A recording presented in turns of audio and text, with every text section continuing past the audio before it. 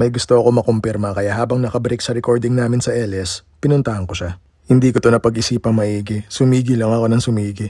Pagbaba ko sa bababaan, naalala ko dahil biglaan, wala akong barya. Buti na lang, may Gcash si kuya. Teknolohiya. Yang pinuntahan kong yan, along EDSA southbound. Southbound yan, papuntang Makati. Malapit sa Kamuning Station ng MRT to, Corner Scout Borromeo. Tapos bukod sa Caltex, yung F7 na palatandaan mo. Kung merong F4 sa Taiwan, dito may F7 naman. Charet!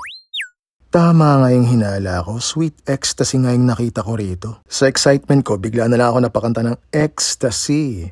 Ekstano, luma, chuchuhinin. Pasok na tayo. Yan yung menu. Nagtanong ako, cheeseburger daw ang isa sa mga bestseller nila dito.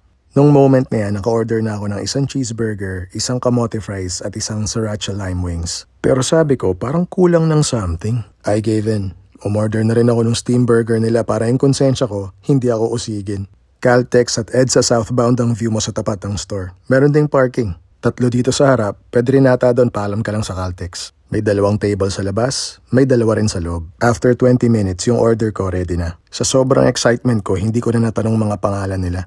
Ang saya at ang gaan ng vibe nila nakakatuwa. Sabi pa nung isa, meron daw akong kamukha. Kala nila siguro ako siya kaya sila natuwa. Baka hawig lang kami ng bahagya. Lahat ng in-order ko, 1,245 ang inabot. Back to HQ.